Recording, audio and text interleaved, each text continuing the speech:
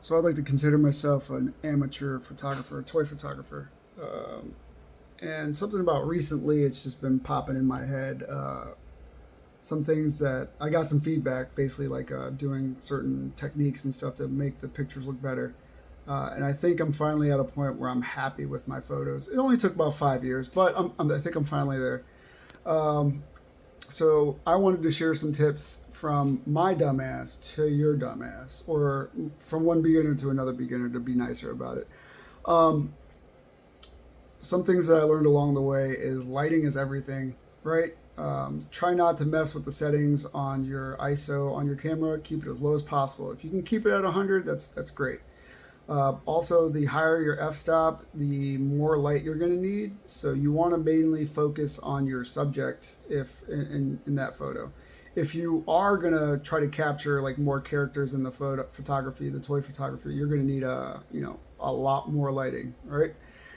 So what I have here is an overhead, and I usually use these two rectangular lights at each end as one as a backlighting behind the figures to kind of separate the subject from the diorama, and then the other one to kind of gives like some splash lighting, some color in the face, so you're not getting this black area. And then the overhead kind of lights everything else up as if it's a natural room or something like that. I do use a lot of other little ones, and you can see this one on the boom right here, because the face in this show, this particular shot that I'm taking was dark, so I'm trying to light up that side of his face just slightly. And then I use the other ones, as you can see, they're all blue to light up the lightning in this photo. Um, so another idiot thing from another idiot thing, I said keep the ISO at 100, keep the F as low as possible as you can. I do use a little bit of Photoshop to boost up colors, but it's mainly when you're importing it under the camera raw. I do particular things such as the clarity, the texture, and dehaze. I set those all to 15 to just kind of give it a little grain, a little like more saturation in the blacks. Um, and keep in mind, I'm not an expert photographer, so you're learning from one idiot to another idiot, and hopefully this idiot can teach this idiot, And then vibrance and saturation, I also turn that up 15.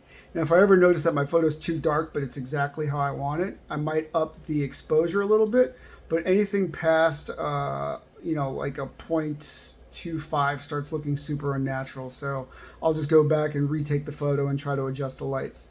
I try to keep the lights overhead, maybe slightly pointed at the character. Be careful with overlighting your background, because then that starts looking like crap. So pay attention to those things in your viewfinder. I also try to line up the subject in the middle. If he's attacking somebody, he's looking at the subject. If he's not, if it's like a pose and I'm trying to be all cool, they're all looking at the camera. Everybody should look at the camera, otherwise it looks like everybody's looking all over the place. It's awkward. So those are some stupid tips. Hopefully that helped you. Here's the picture and some other pictures I've been taking lately to show you the gradual learning curve of Shadow Moses 112. If you're interested in any of the props that you see in these photos, check out our website, www.shadowmoses112.com. Outdoor accessories, your collection. Tune in to Shadowcast Sunday nights at 7 p.m. I talk about 3D printing, toy collecting, and all this stuff that's coming out. So thank you. Bye-bye.